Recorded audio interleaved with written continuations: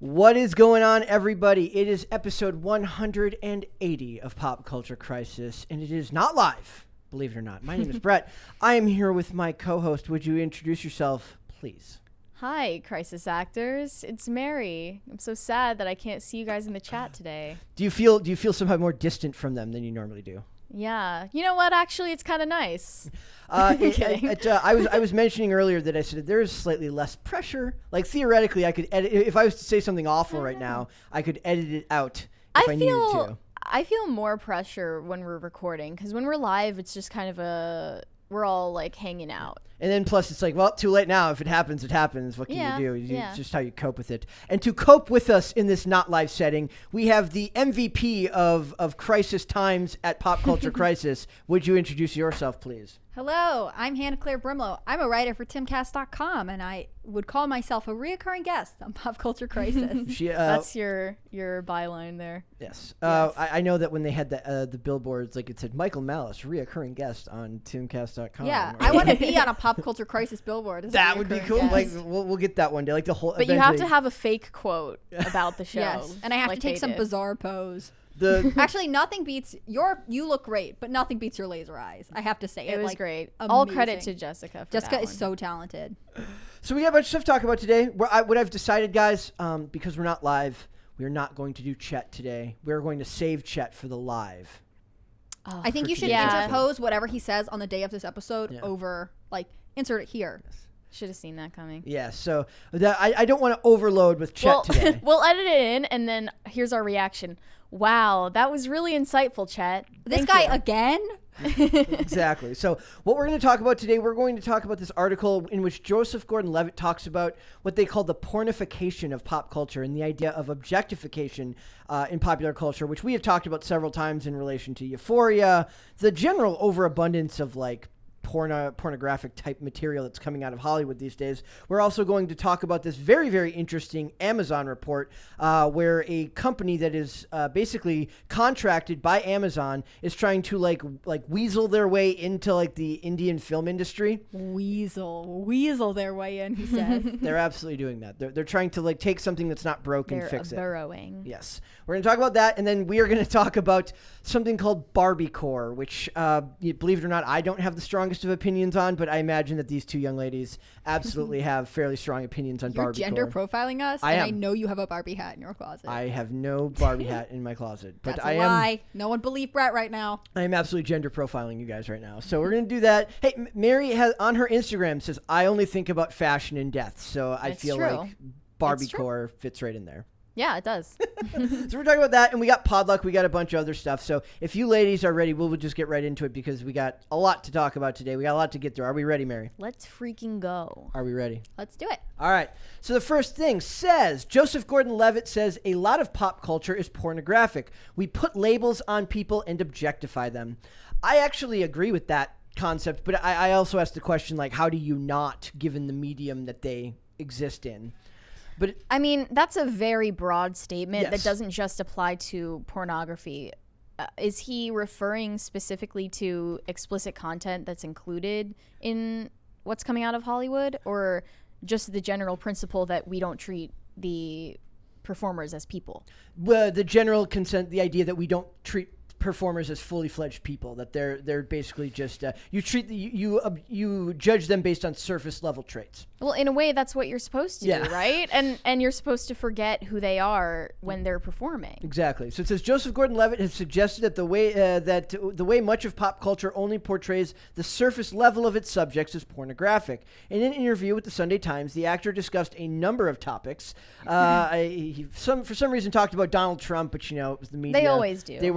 The media is a bunch of crackheads, and they need their Trump fix, so. I think that the media sets up a lot of actors to look more annoying than they really are. Yeah, absolutely. Because they have all of these bait and switch questions about political matters. What are you supposed to do are you going to refuse to answer? He actually handles it pretty well in here. And I want to point out, this article's old. The concept of the pornification of pop culture is something that's come up a lot lately. But these articles were from like late 2020. Mm-hmm. But I thought it was interesting because it's only gotten more prolific since then. It hasn't gotten better. It's gotten worse. Well, and we just talked about like intimacy coordinators the other day, like the idea of how we're handling sex scenes and just sexualization of media in general is something that I think we're going to have to talk about more and more and more. Yep. So he says, we don't see people as people, he continued. We see them as things, and when we watch pornography, we don't see the people in the videos as people either. We don't think about who they are or what their lives are like. We see them as a thing. We do that to each other in general. We put labels on people and objectify them rather than trying to understand them as a whole person. Do you think part of that also has to do with the fact that much of our contact with one another nowadays is digital? So it's even easier to dehumanize somebody when all you see of them is an avatar? Or if all you see is the text that they're putting out there. Where you can't read you can't read body language, you can't read tone. Like even like earlier, like we had we've had super chats lately where during the live episodes where it's like I imagine that 3 different people could get 3 different interpretations of what was just said to us based on how you read what they said. But also, because I believe like the medium is the message, you use these platforms for what they are. Don't expect them to provide an in-depth perspective on who you are or, you know, your real nuanced takes on things. It's a tweet, it's a TikTok, whatever. Make it short, make it punchy, and say what you want to say in a way that's like funny and entertaining. Yeah. It's not supposed to foster a real conversation. And maybe that's kind of the problem is they always feel like a lot of celebrities are under this impression that they're always providing great insight into the world that fosters deeper conversation when in reality it's mindless entertainment most of the time, and a lot of the deeper meaning is only interpreted by the people making it because they had to think more in depth about what they're making. Like a lot of times, I watch a lot of like audio commentaries for movies, and a lot of what the director sees, I see it once he points it out.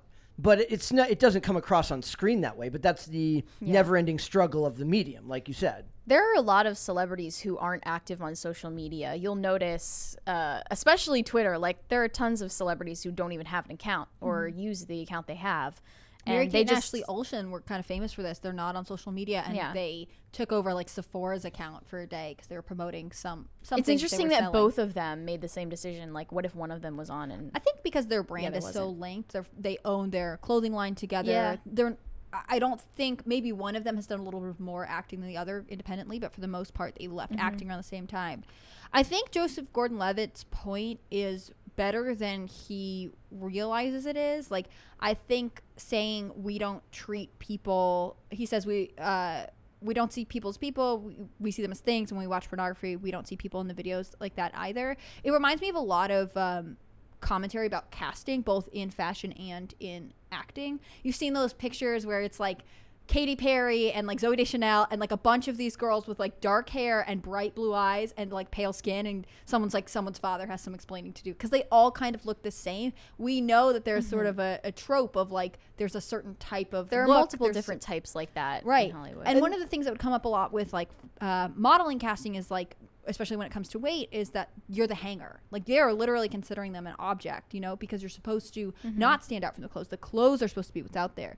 I think in some way I can understand where Hollywood might defend itself saying actors are objects for us because they are portraying our story and our art and our written word. But on the other hand, it is ultimately extremely dehumanizing, and Joseph Gordon-Levitt doesn't even talk on how sexual that has become. The other article I have here talks more about the sexual implications of that, and that's. I think that was only exacerbated by the move from cable television to streaming platforms because the streaming services have complete license to put whatever they want on them. Well, and I would argue that a lot of third-wave feminism fed into this when it became sort of pro-sex positivity. You're allowed to do whatever. So a lot of it is like embracing yourself as a sexual being is supposed to be liberating from the patriarchy, right? Which oppresses you. And I think that is what, I don't think Hollywood genuinely cares about any of that. I think it was like, cool, so now we can tell women, no, it's good to take your clothes off for a film because it's empowering and it's good for your career.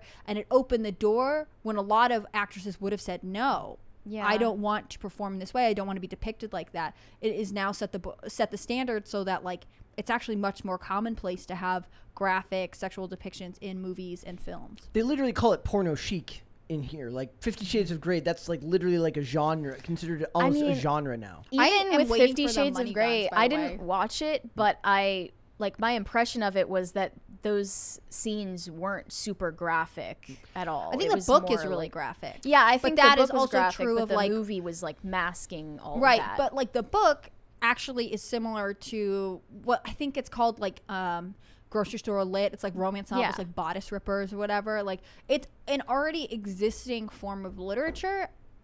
It's just that we separate for ourselves reading something privately and showing something publicly, like graphically acting out a sex scene, especially in content that later gets produced on in movies or in television, like where a wider range of people or when have you're access watching to in it. person in a theater with a bunch of other people. With a book, sitting it's next like to somewhat you. of a private experience, and you can opt into it. Like Okay. you don't have to worry about your 12-year-old wandering through the living room while like the Game of Thrones characters are, you know, naked. It's very different, and it's maybe, you know, for some people both might not be permissible, but I think Hollywood has really benefited from telling women taking your clothes off is a good thing. Matt Smith, the actor Matt Smith from Doctor Who, Yeah. recently did like a thing where he talked about like he's like, why is there so much sex in the new Lord of the Rings? Or I'm sorry, in the new Game Lord of of Thrones. the Rings. In Okay, the- I was like, wait, no, what? not, I was just not in looking Rings at of Power, that article. in House of Dragon. He's like, it feels like there's just too much sex in here. But then they're going back on the sexual violence part, which actually was their argument for why it's realistic and needed. it was more important because it showed the gratuitously then bad they're just, side. now rather they're than showing the, their hand that the intention the entire time, at least I think, was just attention seeking, just to shock. So it says sexual entrepreneurship encapsulates how in recent decades sex and intimate relationships have become subject to market logics of consumerism, investment, and enterprise, much like the film industry is doing that within there.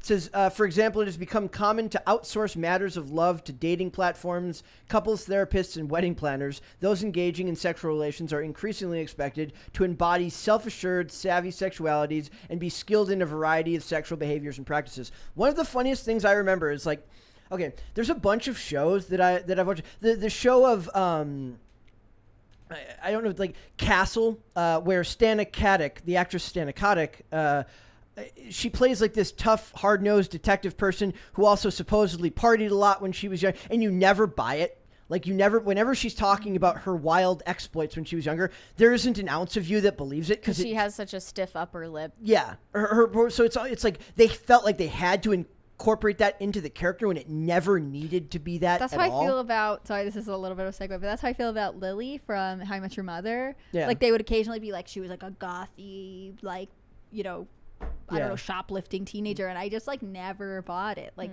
they want her character to have more complexity, and they think by adding this like racy background that's her character can't really pull off, they get it. Yeah. I think in some ways, I think I've said this before on the show, but I think adding sex scenes, especially like kind of graphically depicted sex scenes, makes a lot of directors feel like their film is racy and complicated in a way that it's truly not. Yeah. I mean, it's similar Yeah. to the critique I feel about like action movies where they're like, there's no plot, it's just explosion. Like that's love the it. same thing. I love That's it. why I was a little surprised to see Joseph Gordon-Levitt weighing in on this when I saw him in this film Mysterious Skin that's about really dark things about child abuse, and his character was the victim of child abuse, and it shows him as an adult in graphic sexual scenes, and then it also shows in a more masked way him as a child getting abused.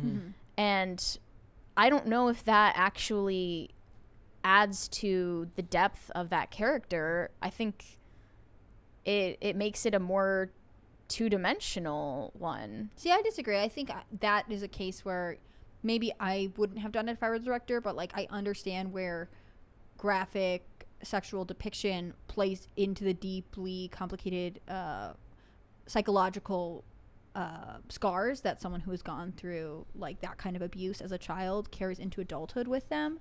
I am critiquing more just commonplace, like anything Netflix puts out, like they are likely to consider a graphic sex scene. That way it looks cooler than it is. It's actually Thank God that's not in Stranger Things. Yeah. But I have a feeling that they want to of course push they do. that. Yeah. Well, then we talked about who is it? The But actress they've gotten from, stuck because their audience is young, and so it'll be too obvious what they're doing. Remember the actress from Game of Thrones who ended up having to do a nude scene in like Maisie Williams, who has been on the show since she was 11, and then they were like, so now you're gonna do a sex scene where first off I think it's like incest. I've never really followed Game of Thrones. Yeah. And then she's like a teenager. She gave this interview that was like, it was empowering, it was great, and it's like. So cast members and crewmen, I mean, I know they keep it kind literally of watched you from a point of innocence. Literally watched you grow up. Like, this is creepy and okay, should make Woody Allen. everyone in the room uncomfortable. Ew. But that also meant, I mean, and I feel guilty for the writers because I know, I mean, I don't really feel guilty, but like, I know the show is led somewhat by the books. But if it was by the last season, I don't remember Were the books graphic?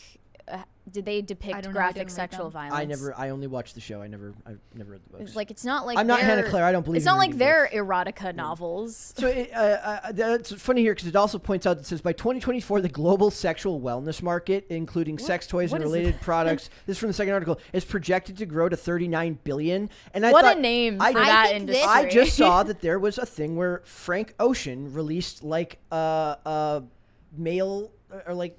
Yes. What? Immediate pass. Yeah.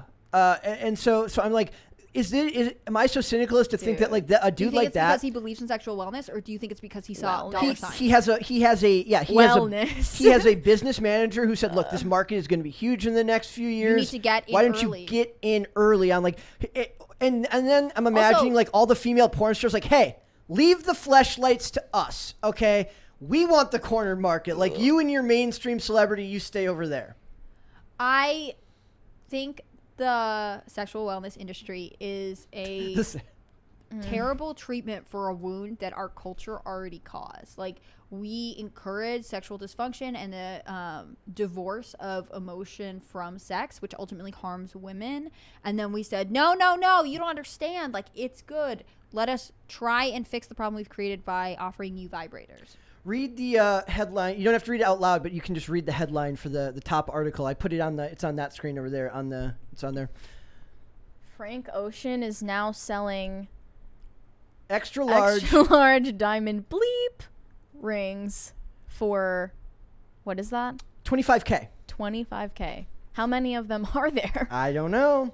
But yes, so I'm just saying this is very much Frank Ocean is mainstream. This is all mainstream. Yeah. These used to be the dark recesses of culture, and now it's very much Hollywood is like, I almost feel bad for the exploitative porn directors who are like, stop encroaching on our territory. But isn't that interesting that like we are now like totally on board with this industry, but in a lot of cases the porn industry is still really censored? Like, we can't decide if we like it or not, and really it's only okay if Hollywood is doing it. Like, if I worked in that industry, wouldn't you be mad that they are basically profiting on something that you have been shut in the corners for a long time? Well, in a way, the porn industry is almost subject to more boundaries. Yeah. Because like we see more so-called exploration of minors' sexuality in mainstream television and movies than we ever would in pornography, which is fictional.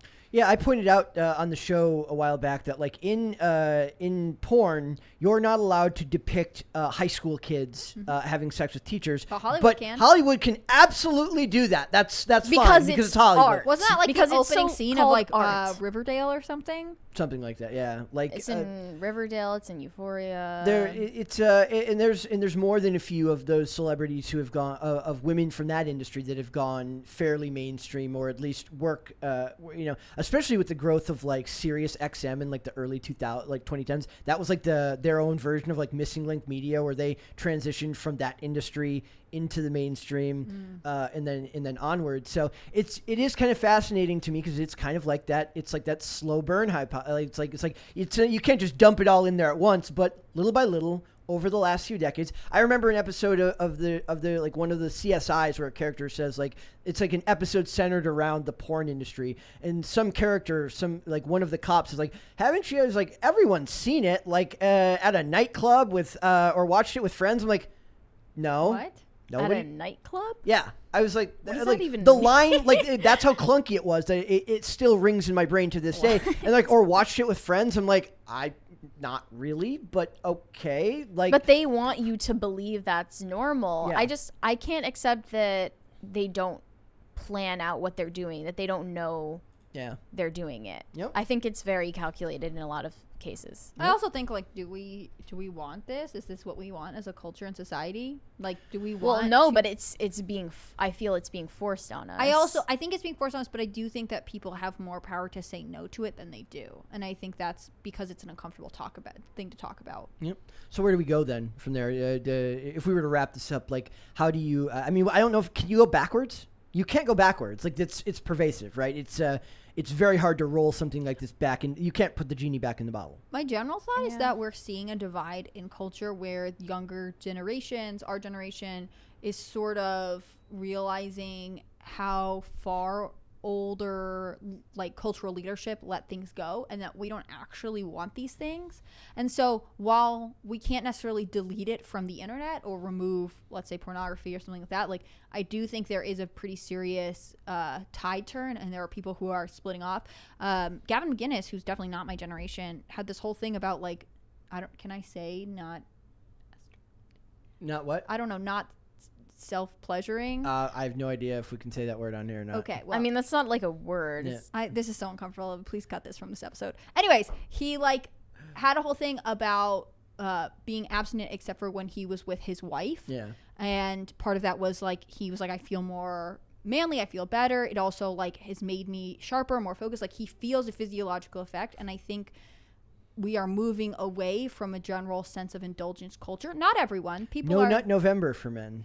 Yeah, that's exactly what it is. But, like, there's, like, a whole thing about I think we really are seeing people who are wanting to like, in some ways, your fandom of Chet Hanks, who was like, fitness, rise and grind, I'm up doing my birthdays, discipline, like, that is actually a harbinger of a shift in culture. Mm-hmm. Instead of being told you can do whatever you want, whenever you want, however much you want, we're starting to see people who are saying, like, saying no is actually good, and saying, like, I don't want this benefits me. Can we put the genie back in the bottle? We were actually talking about that a little bit on IRL last night in the context of just, like, all the corruption that we witness. And I'm not totally sure. I think you got to fix yourself before you fix society. Yep. Focus on you. That's what I say. Like, you have to focus on your But own also, like, growth. let's bring back decency laws. I fully believe in that. I do. I think people hear decency laws as an oppressive thing, but I don't think they are. Mm-mm. I think people forget that, like, it's okay to have standards for yourself. Yeah. I don't know. All right. Mm-hmm. Well, you will see where that goes. All right, I want to talk about Amazon, an Amazon-backed media company. It's the consulting class, as me and Mary talk about. Yes, yeah. the consulting class. So it says Amazon-backed media report pressures Indian film and television companies to push for diversity and inclusion. I immediately wanted to cover this because one of the things that I find fascinating is that I think a lot of what we're dealing with as far as the entertainment industry, diversity, equity, and inclusion initiatives, quotas that are being put in place by what are literally called diversity czars in some companies. It's a product of being from a naturally diverse country, but still has one, I guess, a dominant, like, what is America still 60% white?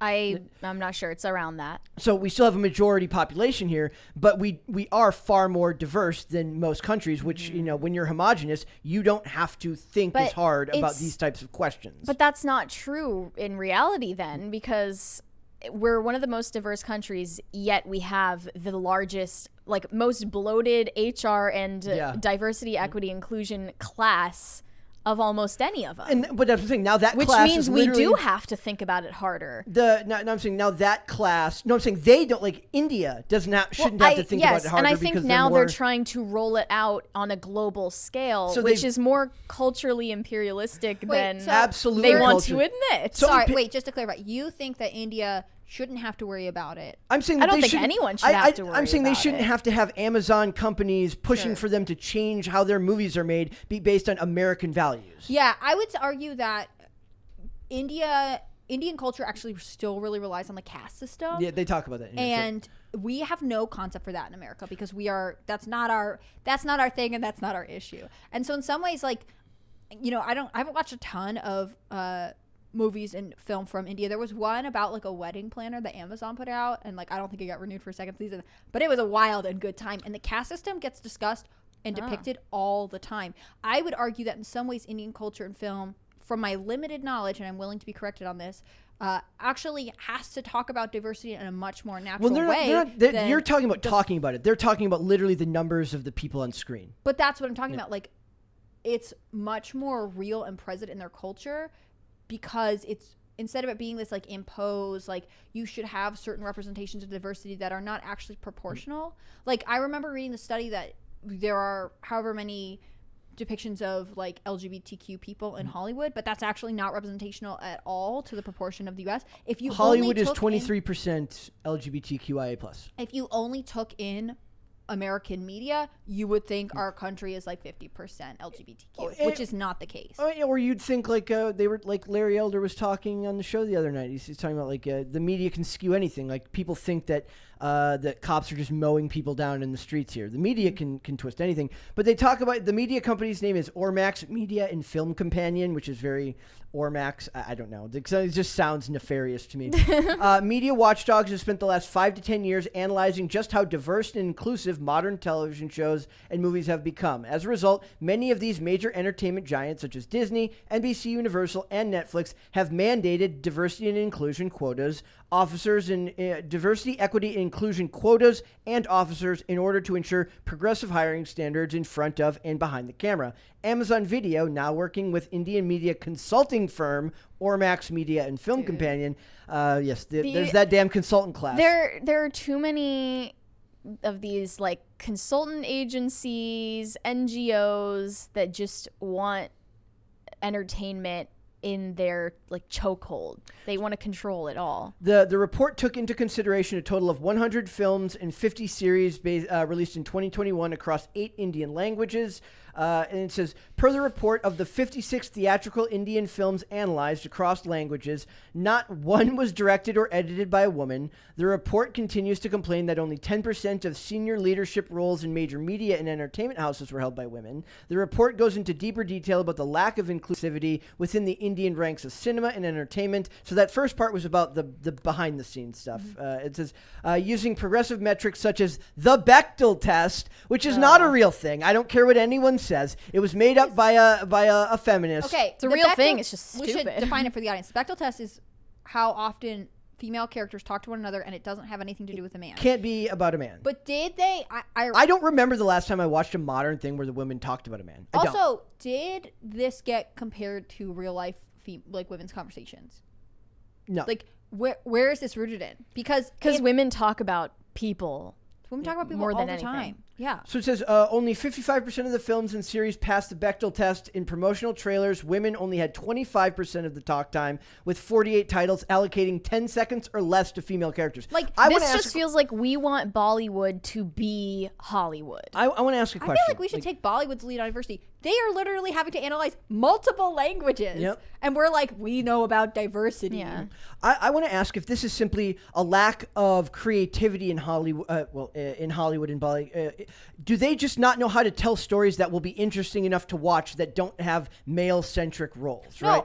No, nothing in this says that these films that they're analyzing are not successful. I'm talking about.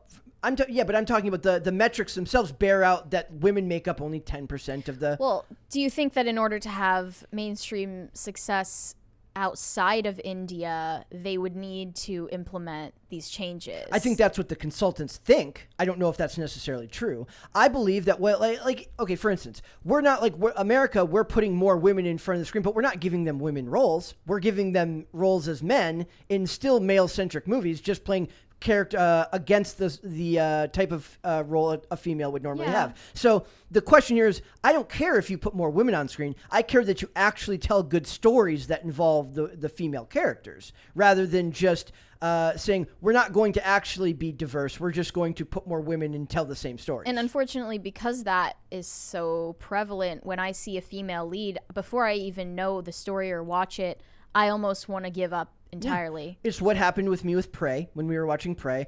I have a natural bias now. I can watch anything from we talked about Covert Affairs the other day or Alias the other day, because that notion was not implemented in that level of Hollywood yet. You look at it with a far more open mind than you look at stuff being made now, because you know that bias in that initiative, that that they were hired by a diversity officer. Yeah, they're conditioning people into harboring the biases that they've been scaremongering about before they were even relevant. So it's literally becoming a self-fulfilling prophecy. Yeah. They talk about how television did generally better than film with the Bactel Test and all the other stuff. That's because there's literally just more time on screen, so they have to fill more time. Now apply the Bactel Test to our office and figure out how often 2 female staff members talk about something other than a man.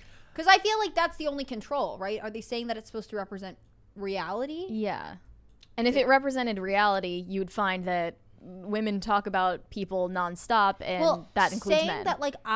Saying that we would have to have a conversation about something other than men's means we couldn't talk about anything to do with my office because I share an office with a man. We couldn't talk about anything to do with this podcast probably because Brett's here. We probably couldn't talk about most of our office or what goes on in our office because it involves male coworkers. Or about politics because about our families so because there are men there. I just don't understand this test unless it's more nuanced. They're talking about specifically talking about men in a romantic or love I wouldn't trust it way. To be nuanced. I don't think it's nuanced at all. We also couldn't talk about politics, including Joe Biden, the male president. Yeah. You don't understand. I don't know if the Bactel Test is difficult for women to talk. I don't know if the Bactel Test is supposed to mean talking about a man in a relationship sense. That you might be overgeneralizing that. They may be referring to the Bactel Test as you only. I'm talk not an about expert on it. I that's what I want to know. Does it mean any mention of a man at any time? Or are they talking about specifically I think it's having about women being is he hot? Is he cute? I think. But that's never in movies anyway. I know.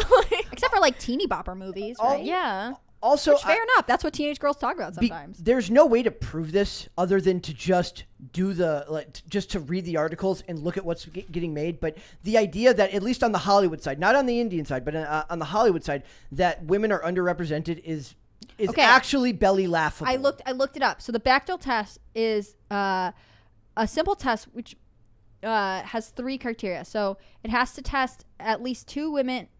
It has to have at least 2 women in it, and they have to talk about something, who talk to each other, something besides a man. That's it. That's as specific as it gets.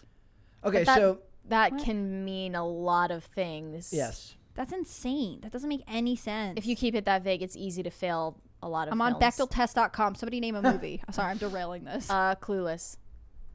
That's going to be a bad one. That one's going to fail. Clueless is incredible.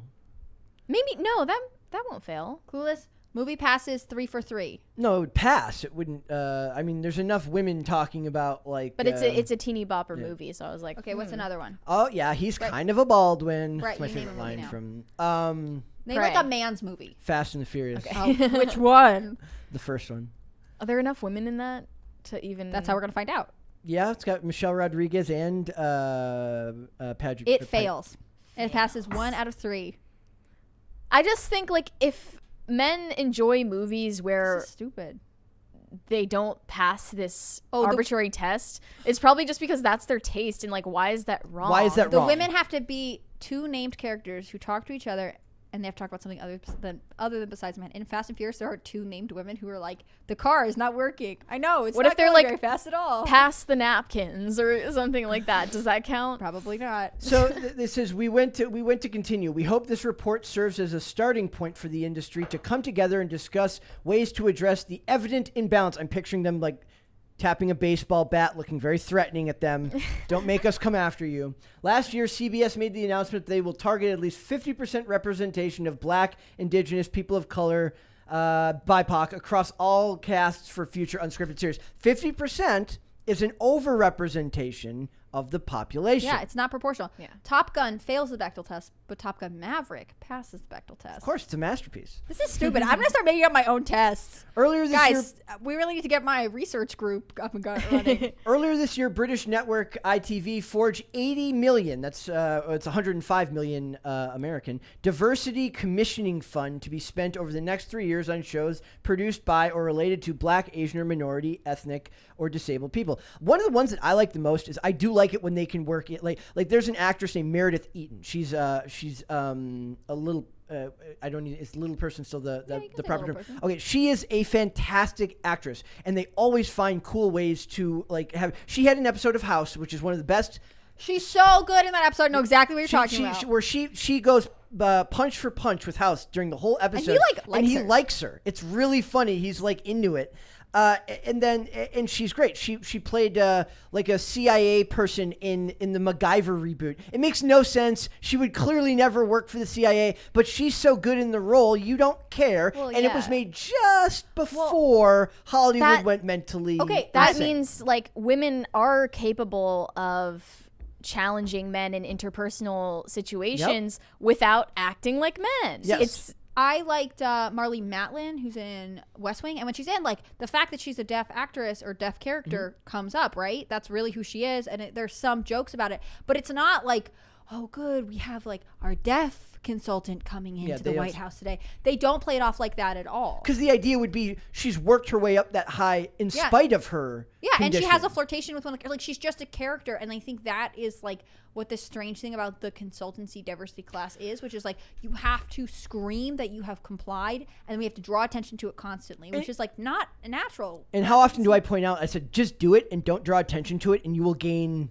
far more. Like, you're not going to win all the people but back. If you do something correct, you have to point it out so everyone knows. Yeah, it's the worst part. I was just thinking about in John Wick 2, they made Ruby Rose's character deaf, or at least mute. Not deaf, she was mute because she signs, but she can hear him when he talks, I think.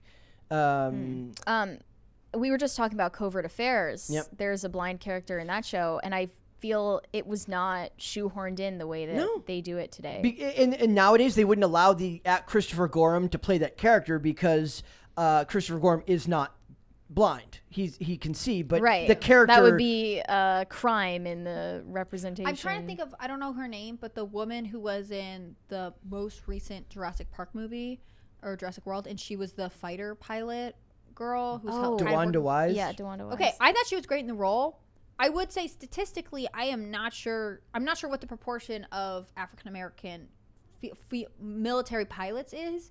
You could say it doesn't really matter. They didn't really draw a ton of attention to it, but like it was one of those things where it's right on the line. Like she may not be typically reflective of who most military pilots are. On the other hand, like I thought she carried the role well. I also want to point out that there's something in that film, in that line with her that would have been different 10 years ago, where she talks about she got into flying because her mom was a Navy pilot. 10 years ago it would have been my dad was a Navy pilot. That's exactly the hiccup I was thinking of. Like, for the most part, it's little things like that. They try to do it under your nose. This is why I can't watch modern movies anymore, because I notice it every time. It ruins it for me from the moment I start watching it and I start dissecting it, and I feel bad for the actors because they're just giving them the material that they're fed, and I'm like, no, that's the thing. They ruin the thing. They ruin the illusion of her being like this pilot who's just there because she's good by adding this line. Like, if they really wanted to sell it, they should have a reflection in reality, right? There's a picture of her parents in the cockpit. Like, she is not her dad would biracial. have more likely been the pilot, right? Yeah. Sorry, it's the truth. Sorry. But you make her story seem fake by not honoring reality. Yep. And I'm saying, this is why I stop shows 20 minutes in, because the second I catch something like that in modern media, it just turns me off. And I think if Indian consumers don't have to deal with that headache, they shouldn't have then to. All power to them. Well, stop the consultant class. If you don't want to become more marketable to the West by implementing all of these stupid diversity, equity, inclusion quotas, then good for you. See, I feel like they should, in some ways, shouldn't we ask India how they deal with diversity, because they actually have diversity as a real and present factor with a hierarchy. Like, that's the thing about being in America. We're like, everyone's good and equal. Like, Indian society believes in a caste system, which means that there are certain Is that still based on skin tone, or is it just your It's based on a couple different things, but skin tone is part of that. Like, you can't suddenly produce a very pale baby and they're considered higher than the other. You could even make that, like, it's socioeconomic, it's a couple different things. But that being said, shouldn't we ask them how they deal with it? I get that they're going after them for like what appears to be a specific weakness, which is like female participation, but that seems to be the biggest focus generally of this. I think that like Why are we the authority on this? Let's That face won't it, be received well because they have a different culture. nobody likes Bollywood for the guys. They I just don't. I mean, true. Like, I In just a- okay, don't let me rephrase understand it. why we No have to do American this. film, no American dude who watches Bollywood. Okay, I'm generalizing. I mean- I'm not saying they don't love the movies. Okay, look how cool the dude looks. Just let the dudes be the dudes. It's like- okay. India has its own problems. They have a caste system. China has its own problems. They have a social credits system. And the West has its own problems too. And I hate that we try to be the world police, even in the Something sector we're of bad at. entertainment. We're not. Yeah, like we've rolled back the military, and now we're just we're just sending out HR Well, departments. we're around the acting world. like we're just like carpet bombing the world with rainbows and puppies and diversity. Why do we care how India produces its movies? They're doing fine. Because Leave them Amazon is a global company and they want to Yeah. hit multiple markets, but those multiple markets have to reflect our values. You can't. It's not going to work. Because You're gonna- I definitely want Amazon to set our culture. I That's know, what right? I've always hoped for. At Prime Video, we have rolled out an inclusion policy playbook that has institutionalized certain guidelines to ensure just female representation on and off Is screen. this also true in the Middle East? Do their diversity, inclusion, and equity stuff Oh, apply I don't. to Middle Eastern I countries? guess those flags in Saudi Arabia don't change on June 1st. They don't. These range from mandatory. I can't believe I can read this with a straight face. These range from mandatory female representation in writers' rooms. You're going to make every male there hate you. Yeah. They're going to hate Also, you. like, I'm sorry, but like, you don't understand our culture requiring women to like suddenly be put in writers' rooms. Like, you don't know what you're asking them to go through, right? We're gonna get stories later that was like, Amazon made me sit in a men's only writers' room, and it was uncomfortable, and I didn't like it. Evaluating every script on specific parameters. We know what those parameters are. Not whammon, not The sweet not test, whammon enough. the Bactel test. Not women. No, not whammon enough. Not gay enough. Not whatever. Like Too white. movies too white. Yeah, whatever. I'm so past. I'm not past caring though, because like like I said, like we point out what happened with DeWanda Wise, who did a fantastic job in that role, and then the one line just freaking ruins it. And And it's it like, didn't have to it be didn't there. They're have just like to- trying to be like, look how good we are at diversity, everybody. Girl boss mom was a pilot in the Air That's Force. why I'm Also, the girl boss. Are you saying that women can only be inspired by things their moms do? Like, it's just as believable that she saw her dad have a cool career and was like, I want to do that too. No, that's not believable because men bad.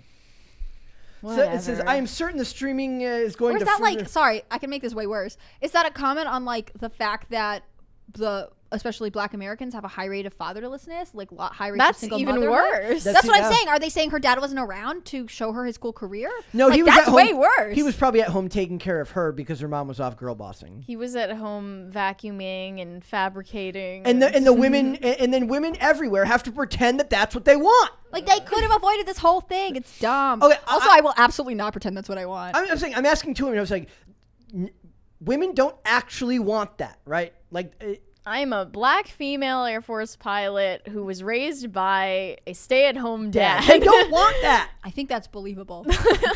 I think they'll believe it. Our writer's I don't room is know. like, that sounds like something they'll buy. Like all you. I just hope like somehow they'll learn the hard way. You can't fake this stuff. You can't force When it. it feels right, it feels right, and we need like a not diversity, equity, inclusion officer to come and be like, he works with the We direct. need a You know what's crazy? conformity Yeah. and No. exclusion. You know what's crazy? office. For like one PR move, all Jurassic Park, and this is not about Jurassic Park, it's about diversity in Bollywood, but all Jurassic Park had to do was find one Black female former military pilot and ask her what made you want to be a pilot. They could have ripped off her story with her consent, paid her a hefty consultant's fee, and then been like, that character's inspired by this real person. But instead they're like, we're going to make it up because Like- we know. What we need is, okay, fine. You want to have the diversity, equity, and inclusion officer there? Fine. I want sorry, bro, not realistic officer there as well, whose job is to say, I don't know if I buy that she had a mom pilot. Maybe that happens once in every 500 pilots, but maybe we should look for something a tad more realistic, and then they can fight it out over who wins in that case. Boo, and this all is of in this. all of it now. Like maybe that's why it rings true. Like most of the shows that I watch where the woman is a cop, her dad was a cop, or her dad was in the military, or something like that. Not for much longer. Then they're gonna change it all to like. It's already been changed. It's already been changed. That's not accurate at all. And it's like a dad. Accurate. What they tell you is basically the accuracy doesn't matter. I mean, I think about this with the casting in like Bridgerton, like which is famously diverse. And maybe that's good because diversity is more important than accuracy, but the story is not believable for the most part because it's inaccurate. That's not what that time period is like. It was a mostly white culture. Like, why are we pretending otherwise? Yep. It is almost like there is no guy analog where it's like the guy is a fashion house designer because his dad was into fashion. No, his mom. Forget. Dads are bad. You don't understand. Okay, so like because his two dads. Oh, then it's okay. Inspired him. You're right. You found the loophole. Okay. His dad and his dad's really good friend who lived in the same house. But that goes back to what I'm It was a saying different about time. that goes back to what I'm saying about they don't know how to tell stories that are different than male stories, right? Like they don't know how to tell that story in a way that will actually get people to show up. They have to make it a female. They are bad at writing Believable plots. You're right. They are. All right. Now that we've made Hollywood feel... If we weren't exasperated enough... Yeah. Now that we've made Hollywood feel pretty bad about themselves, we are going to talk about Barbiecore, which I can't believe I can even say with a straight face. Plastic fantastic. Barbiecore is the fashion movement turning hyperfemininity on its head. Mary, would you like to lead this discussion? Of course. As the purveyor of fashion and death here at this podcast. I only think about fashion and death. Our patron saint of fashion and death. Yes. So I don't know if you guys are familiar with millennial pink. It's that dusty rose shade that millennials love. A lot of architectural magazines are like, please stop using this. I bought a shirt that Nick kept calling salmon that was literally listed as dusty pink. Dusty rose. Dusty rose. Yep. It really pissed That's you how off. you know that Brett is a millennial. He couldn't help it. He had to buy a millennial pink shirt. Yeah, so It's if you not look for pink, the Gen Z analog, it is this hot pink Barbie magenta that we're seeing. It's on Valentino runways. It's on Anne Hathaway. And I think most notably the set for the Barbie movie coming next year. That photo is going to be iconic of her in the car. Oh, yeah. That photo will go down in history. It already is. I really do believe, like, you don't see something like that very often. Like a photo that's going to end up being that iconic. It will. And I actually was really surprised at the casting. And then the fact that the filming ended only recently and people were already hyping it up so much and people are really excited to see it next year. It's part of this Barbiecore trend. And I think it started maybe on TikTok with Bimbocore. It's a little bit different, but has the same aesthetic. It's more based on asserting that, I guess, hyper feminine women can still be intellectuals. They can still be informed on current events and on social issues without being book smart or without going out of their way to prove themselves to men. Sorry to quote Chet Hanks, we can all read books. We can all read books. So we what's just don't like all a understand Barbiecore outfit? Like I have an idea of what this is, but for our listeners who I assume have no idea what we're talking about. Well, they highly emphasized the hot pink power suit. I hate power dressing. That's like from the 70s. It's very second wave feminism and like women coming into the workforce. I hate everything about the 70s aesthetic, but that especially. I mean, Nicki Minaj was doing this a couple of years ago. Oh right? yeah, and they credited her a lot with this. Like, I feel like Katy Perry has vague Barbie aesthetics. It's just not all pink too. Mm-hmm. Well, I mean, she's kind of veered away from that, but I think Nicki Minaj has always had this. Like, she calls her fans the Barbs. It's like very prevalent in but her it's like pink, aesthetic. it's like sparkly, it's like dopamine dressing. Yeah, dopamine dressing. It's a term that they mentioned in this article that it was embraced by Gen Z and millennials after the lockdowns. Where you were wearing muted tones, apparently. Like, I mean, I don't know where that came from. I hate when people Citation needed. I hate when, people like academics try to coin terms or phrases desperately and it just doesn't stick. That's one of them.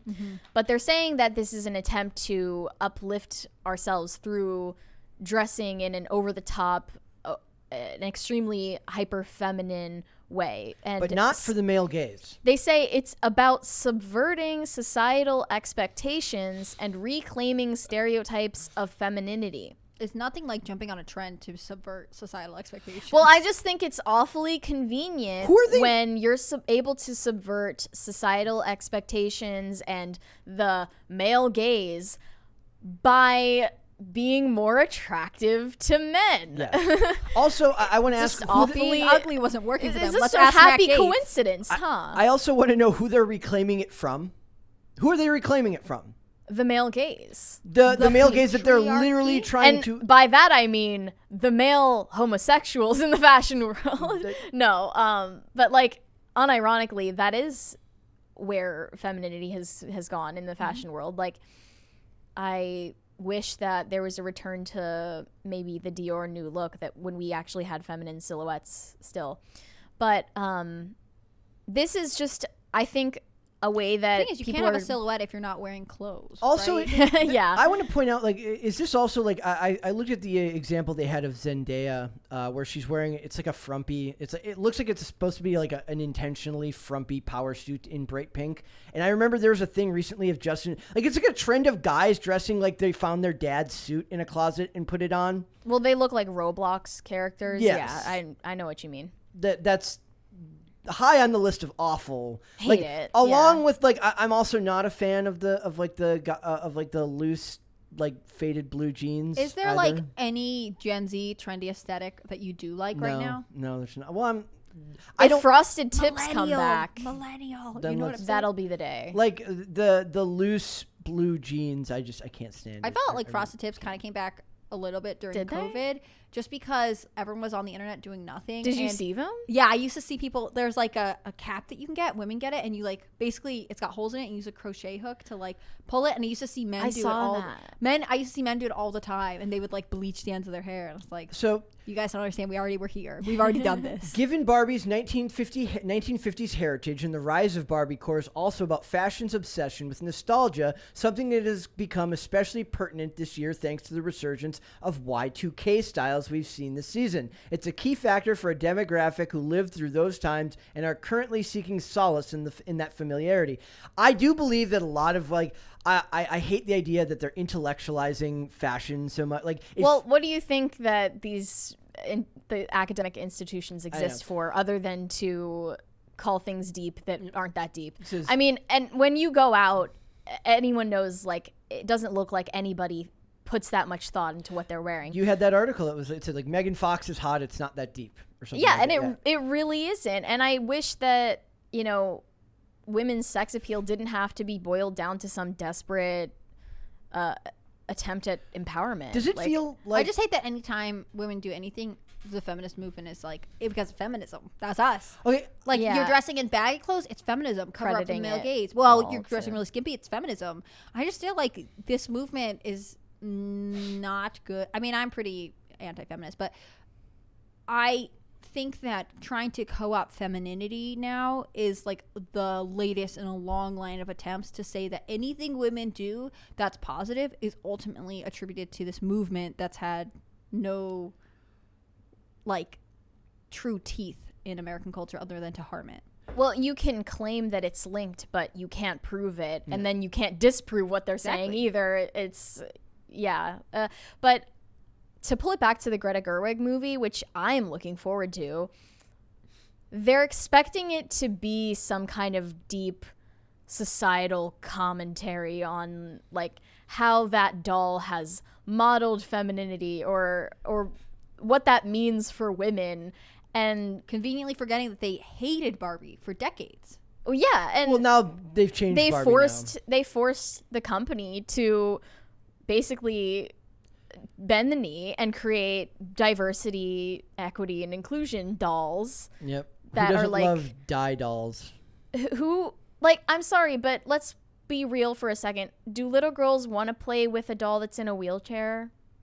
I don't think so. American Girl Dolls used to sell a wheelchair one. Well, I mean, that's a little bit different because you're supposed to customize an American Girl doll to be like you. Well, isn't the idea that the But Barbie was always just Barbie. It's the Laverne Cox Barbie that gets me. They were like, we have our first trans Barbie, and I'd be like, why are you doing this? They're like, because we're very welcoming and interested in all people. And if we're going to start intellectualizing this trend, this fashion trend, I'll say it's not what they're saying it is. It's not some kind of feminist stance. It's really women wanting to appear hyper feminine in an age where actually being feminine, not just appearing that way, but being that, is looked down upon. So the thing is, like, I think Barbie has been popular among a lot of like trad pro-feminine commentators for a long time. I mean, like, there's a YouTuber, she's Mrs. Midwest or whatever, and she's got the long blonde hair and the big eyes, and like, that's how she naturally looks. But like, the idea of being hyper feminine has been around for a long time. But when you make it hot pink and you make it, well, this is for feminism, then they're okay with it. Yeah. It does feel like there's like this constant battle back and forth between, like, they know that men are going to like women dressed in alluring attire that is bright pink and hyper feminine, so they have to intellectualize their way around doing it so that because God forbid the guys enjoy it. Yeah, it's like you can only be sexually appealing or feminine on their terms. Mm-hmm. So it's why if you happen to attract men in the process, as that's like a footnote, you can only do it for yourself, and it's just like it doesn't actually hold up. It's why they don't like comic books that are written by men with attractive female characters, because it's the fact that a guy drew it, right? They don't have a problem with women being attractive. They have a problem with men liking and being the ones that drew the woman as attractive in the comic. I also think there's like a warped version of what like hyperfemininity is in this case. Like, they're really relying on this hot pink argument, but I would argue that if you were to show someone who was wearing a different color, but it was very delicate, a traditional silhouette, floor length, whatever, they would be like, oh, well, that's not really the same thing. It's that it has this marker where it becomes obvious. Like, they need it to be so simplified to figure out what they're doing. Well, they can only figure it out if it's hot pink. Yeah, and another thing they're highlighting here is that there have been so many Barbies that like are examples of different professions for little girls, and now you're taking that to the grown-up world. Firefighter Barbie. Yeah, like, I mean, CEO Barbie. Girl boss Barbie. The firefighter Barbie was cool because she came with a is that a real thing? Right? I'm pretty sure. I was making that up. No way. Okay. Look, she's had a long storied career. Long and illustrious The thing is, though, feminists hated Barbie for decades because of her body proportions. This gives little girls unrealistic expectations of their bodies. That's not what real women look like. And they hated it until they're like, anyways, it's a pushback against the patriarchy, which I just can't stand that. You know, there's a male equivalent to this in which there's a porn star named Johnny Sins who's done like 10 gazillion movies, and they talk about how he's a national hero, and they post like clips of him when he was like, he played a firefighter and he played a cop and he played a lawyer, and it's like he's done it all. Yeah, and they're like don't say that you support American heroes if you don't support this legend, and it's like all him from very clearly fake scenarios. It's very, very funny. What this looks like to me is more extended adolescence. Yep. It's a dress-up game. Like, if you interpret your own life and your career goals as like trying to imitate a fictional character, a doll that you played with, that's extended adolescence. They talk about they had for Barbie, they had an Inspiring Woman series with dolls of Maya Angelou, Rosa Parks, and Jane Goodall. No! How old are you when you play with Barbies? 6. No 6-year-old's like, I want a Jane Goodall doll. None. They're like, who is Rosa Parks? They don't know yet. Like, it's not their job to know yet. But it's clearly for older women. Yeah, it's only for moms who played with, who grew up in this anti-Barbie era, but kind of secretly wanted a Barbie. And so now they buy their 4-year-old the Ruth Bader Ginsburg Barbie, and they're like, look, she loves it. I'm so happy to give her a feminist icon. Like, if anything, I think American Girl dolls have done a much better job of empowering little girls, if that's what we really want to do. Also being age appropriate. Yeah, and being age appropriate. They have girls that are their age in different historical periods with real stories and like their whole lore and that are researched, that are accurate. well researched and actually teaches girls about history too. And Barbie's just like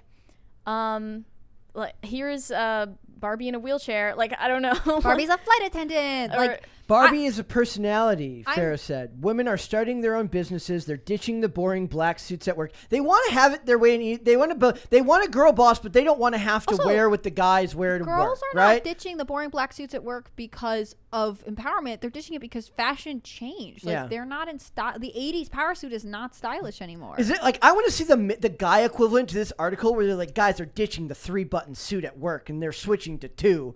Like, that's... No, because we don't care what you do. Only women. Also, most people don't look to the internet for how they're going to dress. It's just a fact. I think it's like the facial. Like, I think we need an opposite for when men try to be included in conversation and women are like, get out of here. You don't even know what we're talking about. We think the same way when you guys want to get involved in our discussions about sports. And I'm just kidding. Well, yeah, to be honest, I think these days it's... they call it the try-hard girl, the one who's like, there are more women trying to intrude upon men's hobbies and spaces and conversations than the other way around. No dude is like, let me into your makeup channel. I want into your makeup channel. One of my favorite examples of this is there's a dating podcast where one of the hosts was saying, you know, if you want to meet someone, you're looking for like a long-term relationship, don't pretend to be into flag football if you are actually not. If you are, fine, go sign up for flag football and meet a man there. But if you go to camping and you hate camping just to meet a man, that man likes camping. So he's going to want to go camping. He's going to want to watch the baseball game. Men don't do this. There's no man who's just like hanging around Sephora being like, hey girl, like I also love skincare. Do you want to talk about that over coffee maybe? Like, men don't behave this way. Only women do this. But so I think it's also because women are... They have this inferiority complex because they've been taught not to. See, that's what I think this is. Like, I think in some ways just being like, I want to wear pink and I want to dress feminine. It's like, about the fatigue of like just being... women are browbeaten too by also, this women whole I'm like, system. this is like something... I had a lot of communication professors talk about this. Like, women have to justify everything they do. And so it can't just be like, I'm wearing this because I like it. It has to be like... Well, ultimately, it's a commentary on society. You're like, I want to settle down and have kids. They're like, why would you want to do that? Because you could be a mid-level executive at this company. Or they have to do this tedious explanation of it. It's like, well, you're actually turning the expectations upside down because, it's your choice, queen. They have to logic their way around it just to explain it to their friends. Not because you just, find it beautiful to spend a lot of time with your babies. Yep. I don't know. I mean, is this all come back to feminism and the constant push for them to, it's like, we can't, where women aren't working, we need to put them in the workforce. Women can't. We have to double the workforce. We can't, women don't play sports. We need to get them involved in sports. Many of them love it. Don't like sports. Also, like, how many women back in the day could quilt? And now we're like, everyone needs to play t-ball and no one can quilt anymore. Dude, women have no skills that they used to have, and then it's happened to men too. Because we all have to be the same, but then we lost everything. Yep. The guys are like, I can't do anything that a guy could normally do, and then the girl's like, that's okay, I can't do it. Actually, she wouldn't. She'd be like, why can't you do that? Guys are like, I know nothing about cars, and women are like, I know nothing about cooking. Let's try and figure this out. What do we do? And then we get the word adulting, which I also hate. I hate that word. I hate that word. All right, final thoughts on Barbie core, ladies. I just hope that the Greta Gerwig movie isn't trying to be a social commentary. Please. I just want it to be funny and aesthetically pleasing. That's all I want. Make it a horror film. I'm already happy with the casting of Barbie and Ken. Yeah, to be it's honest. great. Like It's so I good. have high hopes. Did you see the clip? Did I ever send you the clip of like the guy coming up and Yeah, slapping yeah. Margot? Guy comes up and like they caught like an on-set shot where a guy comes up behind Barbie and slaps her on the butt, and she turns around kind of like haphazardly and slaps him like almost on accident, and the guy falls over, and like just imagine that guy's like, I got hired to slap Margot Robbie's butt, and he's just like, I need one more take. I need one more take. I didn't feel like that was my best one. I definitely could have gotten more of the cheek on the slap. Let's take. Did you also audition for this role? I did. A lot of people are gonna hyper analyze that movie, but Oh, the articles are going to be I hilarious. think we should do. I hope that I think as we a should do an standalone project, it'll be good. anti-analysis where we just the whole time we're like, that was so pretty. I love it. Did you see her hair? Yeah, that's what I want it to be. All right, we're going to move on. We're going to do Podluck, and we are going to start with Demi Lovato, which you wrote a very excellent article on. Do you wanna, I mean, I don't know why I cared so much, but you did care about this one. Do you want to start with this one? Sure. Demi Lovato threw her ex-boyfriend Wilmer Valderrama under the bus for the age gap in their relationship. I do want to point out continuously that how good of a job that 70s show did at making him not look like an extremely tall, dark, and handsome guy. Because He was like a geeky He's like an character. extremely tall, extremely dark, and extremely handsome dude that they somehow made to look like a complete nerd. It's like the transformational powers of a haircut. The magic of movie making is right there, my friends. Because I look at him like, really? That guy? Okay. Demi Lovato is putting out a new album in 10 days, and she's also turning 30 in 10 days, and she's reflecting on her past, okay? So she has this leaked song from the album called... Oh my gosh, someone leaked one of her songs. Oh no, totally by accident. Nobody did it on It's called purpose. 29, and you might think that's about her age, but a lot of fans think it's about her ex-boyfriend's age when they originally met, and she was 17 years old. I don't know why this like bothered me so much. I guess it's because during the lockdown, I was looking at a lot of documentaries, and one of them I watched was Demi Lovato's autobiographical documentary called Simply Complicated from that the one late that 2017. You were watching when we were up here? Yeah, and Okay. there is a clip from it that I played while you were here where she is reminiscing about her relationship with Wilmer. And she says nothing but the highest of praises, most fond memories with him. You like went to the hospital when she overdosed that one time, even though they broken up. Because it was not They were together for 6 years. it was not socially expedient for her to be mean to him back then. Now yeah, it at is. that time. And Also, he's married and has babies, someone else, and her life is bizarre. yeah. So you think there's a little bit of jealousy there, or Perhaps. Yeah. She, in that clip, she said she was extremely attracted to him when they first met on the set of Census Forms Participation PSA. She was still on Disney. She was 17, and So she this is remembers the U.S. government's fault. Nice. Yeah. wait, what year was this? In 2010, Okay. January of 2010. Thanks, Obama. And she was like saying he basically was like, get away from me, you're too young. But they started dating when she turned 18. Who like, knows he what marked- actually went on behind He the marked Also, the date on the calendar with this like a is- red X. Yeah. Like, we've heard this story before. Hillary Duff was like, no, I'm not dating Joel Madden, even though he's 24 and I'm 16. It used to or happen something. so Or often. Dane Cook, who's 50, just announced Yeah. that he's like, get been engaged together- to his longtime love, and all the comments on Twitter were like, hope it wasn't longer than 5 years, because that girl was 18 5 years ago. Yeah. Yeah. They've been together. She's 23. They said they've been together for 5 years. So. 5 years So weird. specifically. 5 years, 4 years and 11 months and 21 days. She said, to be honest, I only did the PSA because I heard it was at his house and I thought he was really cute. I didn't really care about the census forms.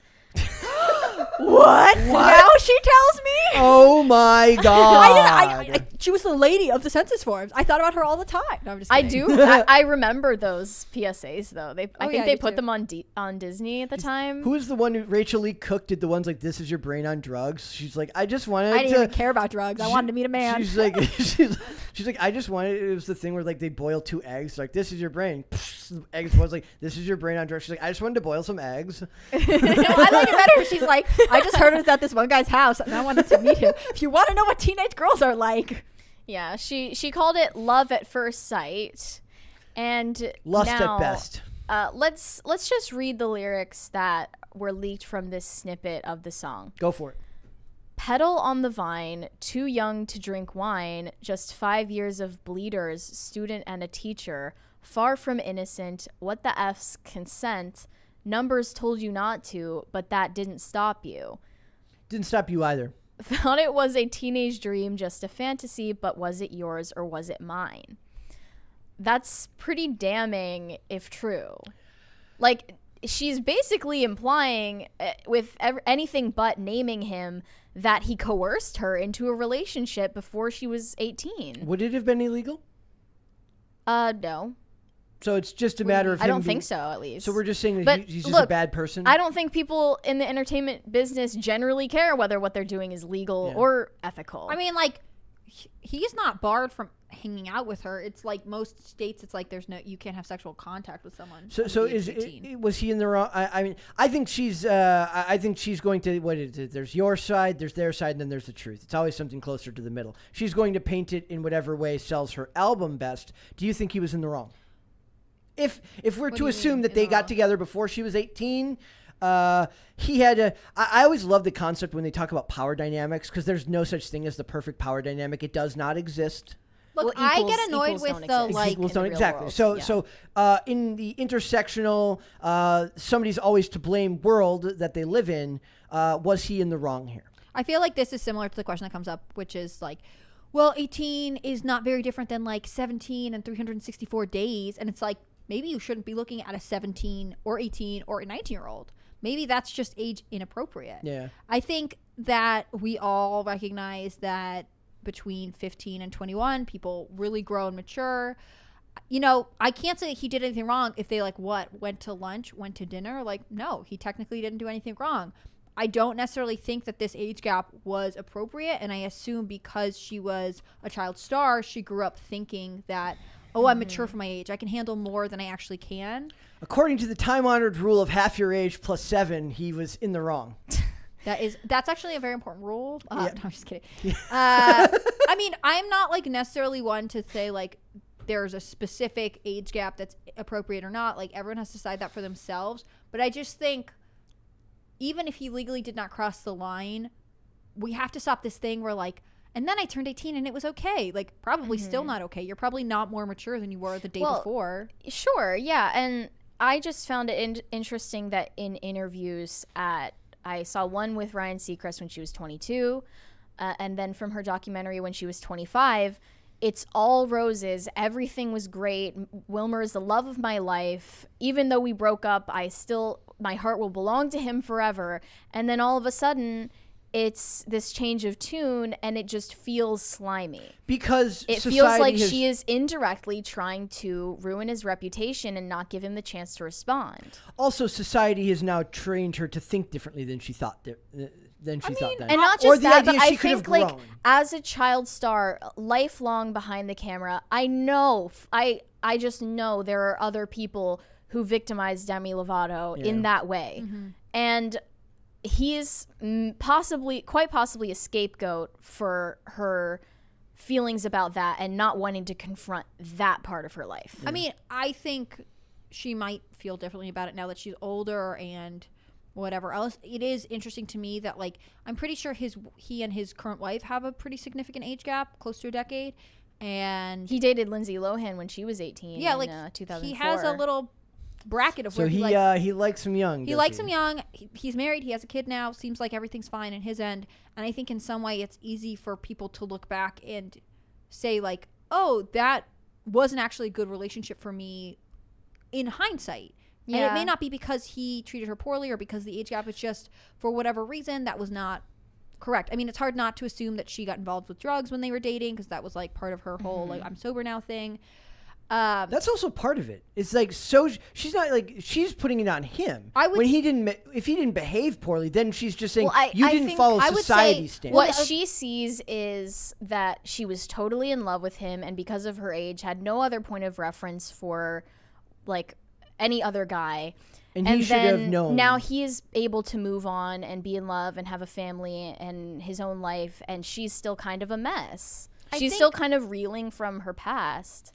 Yeah. And it feels unfair for her. And I get that. But why is the answer then to just use ambiguous song lyrics to throw him under the bus? I think more than anything, like, she's using this age gap conversation to be relevant in a story in Hollywood. And this is the thing. If it was someone else, I might take it into more consideration. But because Demi Lovato conveniently always seems to make some big personal revelation right when she's about to drop an album. Yeah, I know. Right when her like we were just talking about her switching her pronouns again. Right when her podcast comes out, this is the first time she announces her pronouns different. Like, if it were someone else, I think our conversation would be different.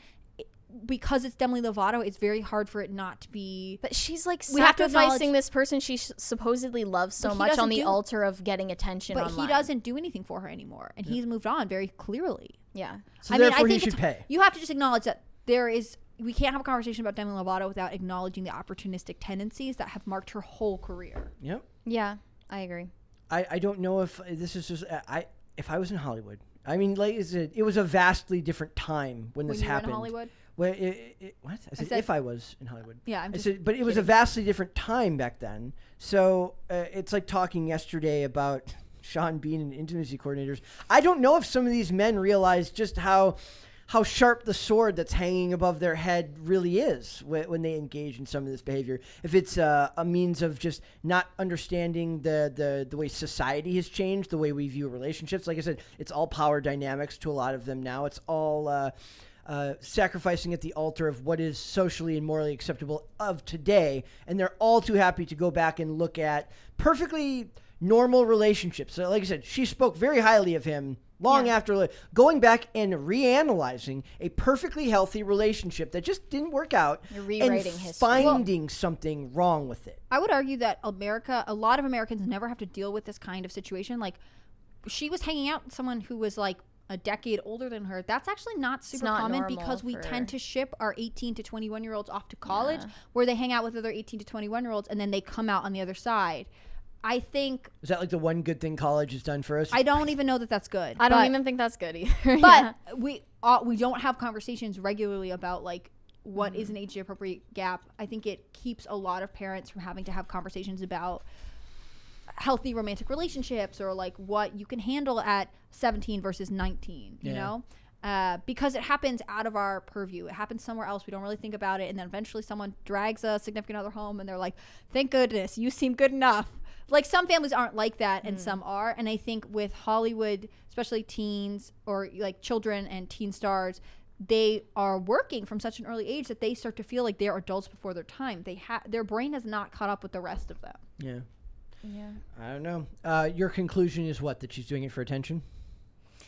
That's part of it for sure. But I want to reiterate that child stars are abused so much more often than anyone knows. Yep. And I can't imagine she would be an exception. And I have a strong feeling that this anger she might have at him is displaced onto him when it is deserved by some other people who treated her very badly. That's what I'll say. All right. On to the far. If that was, I don't know if I consider that sort of creepy, but I consider virtual influencers very creepy. They're both creepy for different reasons. Do you want to tell us about virtual influencers? Sure. I first became aware of Lil Miquela. She is the biggest virtual influencer in the U.S. And if you look at her Instagram, it's all that uncanny valley, CGI, almost real type of picture.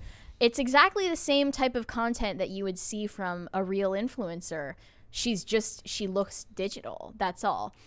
And it's just like that 10% that is missing from reality. That makes it all the weirder to me. And like, if you think about how much people edit their real pictures, you're kind of seeing a blend. Are they actually a person? Yeah. Or are they a filter? Like, it sounds like fake deep, but it's increasingly true. And then we're finding that fake people are a lot more marketable and easy to control They are without fault. They don't get canceled. So you can't cancel someone who has never had a private life. Society will evolve because eventually whoever coded the virtual influencer will get in trouble. They'll be like, he once wrote a mean tweet when he was 19. Well, it'll be like a flaw in the code, like Lil Tay, the Twitter AI gone rogue. So the one from South Korea is named Rosie. It's called a meta influencer. The one from India, launched earlier this year, is Kyra. Yeah. Oh my God, it's so creepy looking.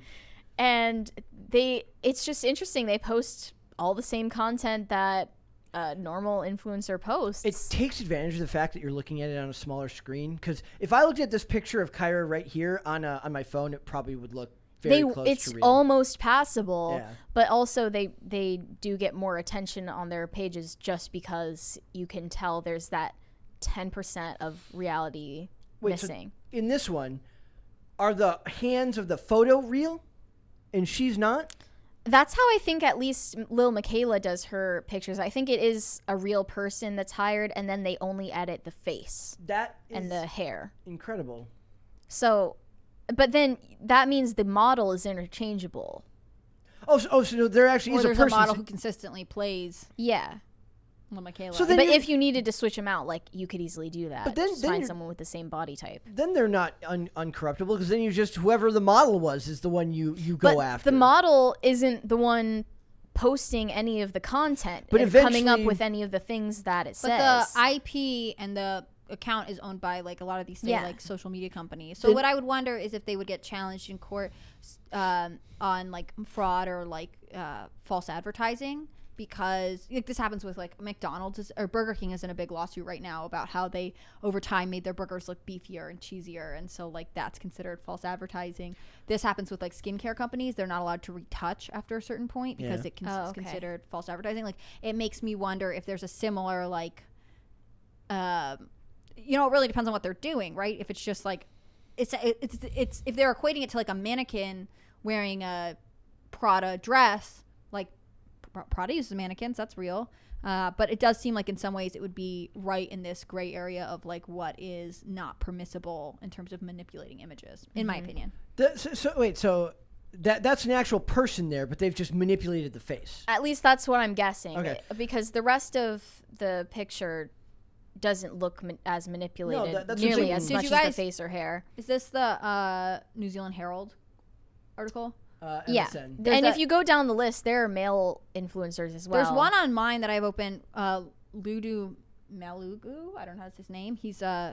It's a Brazilian based virtual influencer, and that one looks fake. That one just looks like a sim. That looks like one of the things from Team America World Police. But the rest of them are styled in the same way as the Lil Miquela character, where it looks to be a normal image that they just manipulated after the fact, in the face and the hair mainly. Absolutely terrifying.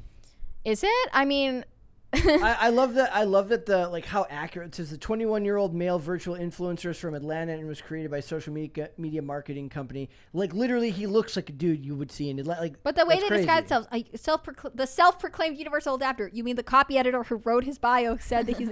But it's like this weird stuff that like young teens say about themselves. This like vague description that like actually I could see someone being like, I'm a universal adapter. What does that even mean? It doesn't need to mean anything. It doesn't. It says the self-proclaimed universal adapter uses his platform.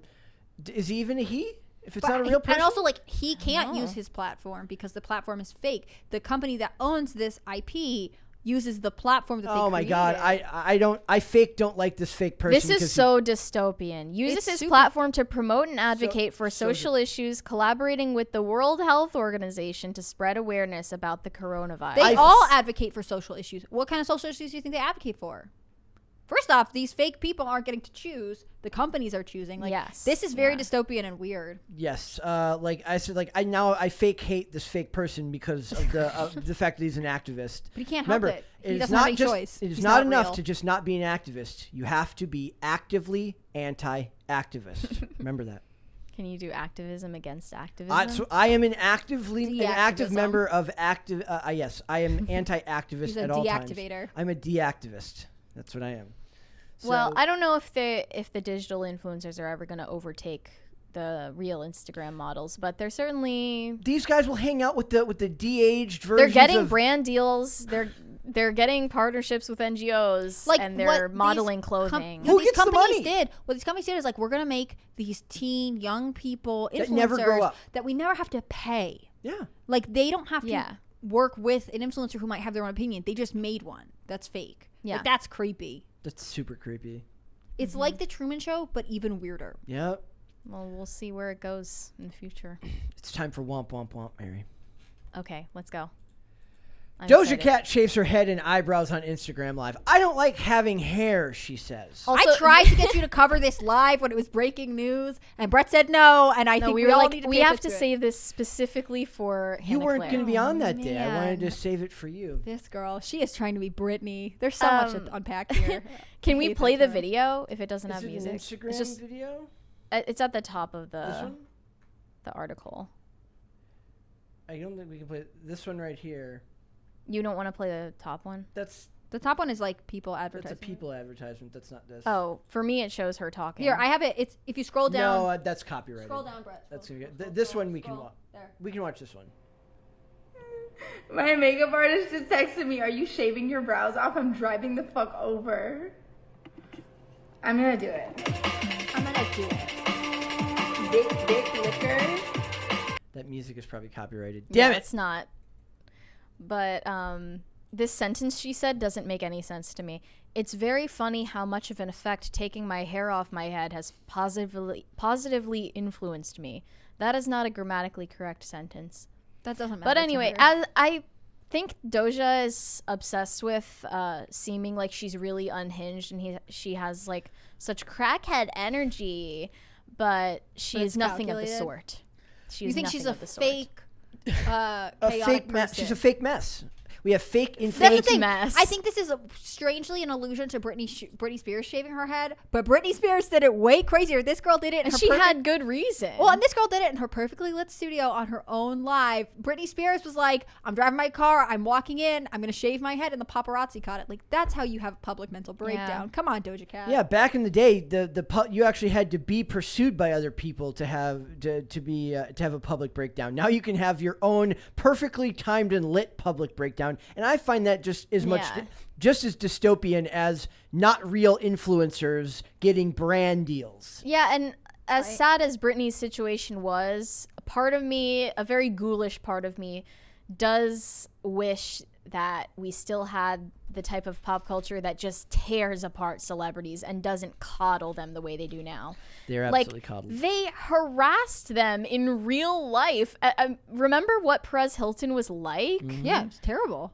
And there's nothing like that now. Everyone Honestly, loved You it. can't even bully them online. You'll get banned. The other thing is let's remember America's Next Top Model. There are some people who, America's Next Top Model and Twiggy is another example of this.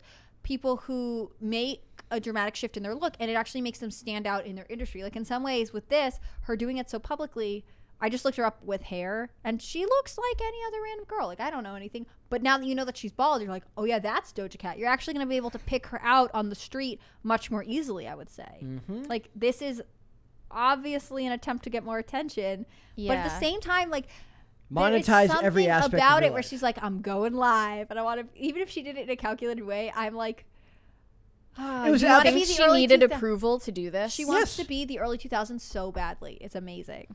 Well, Yeah. Mary wants to be in You the just early can't But in get an the authentic way, it's chaos different. back. Yeah, you Like can't. Mary- everything is controlled. The internet has basically turned into a padded cell where you can just writhe around and go absolutely insane and never. You're never gonna hit anything. Like, you're in a straitjacket. You can't change anything. And if there was a camera watching the padded cell, it would be in HD. right. It's very Also, depressing. like, shaving your eyebrows is kind of a trend right now, right? She just Or bleached them. She didn't even bleaching your eyebrows shave or them off. shaving them is like, I thought it was trendy. I've seen It a ton is. of girls do You it. Yeah. can just paint them on anyways. My favorite meme Exactly. is it says no guy's ever thought a woman was hotter if she had longer eyelashes. It's the I truest don't thing. believe Not true. that really. Not true. Mascara is one of the oldest Yeah. makeup products Also, for a like, reason. men think it's natural for the most part, not everyone's. It makes your eyes look bigger, which men like. No one is It's a ever, difference you would never. I don't think men are ever think like, about. it's her eyelashes. They think like her Okay, they eyes just don't really know stand it. out. They just Exactly. don't know That's it. true. Yeah. You guys don't notice us. That's. I'm just kidding. Well, Sounding like Brett's like neglected wife. the goal of like well done makeup is that you're not noticing the makeup, is you're noticing the person wearing it. All right. All right. But yeah, Doja Cat. Hannah Claire, thank you so much. Hey, thank you for having me on this recorded Mary's Playing Hooky episode. I'm just kidding. Do you want me to outro now? Is that the Outro, look you're and giving me? out of all the things we talked about, which one did you like the most? What did you find the most interesting? I Or the don't most know. disturbing.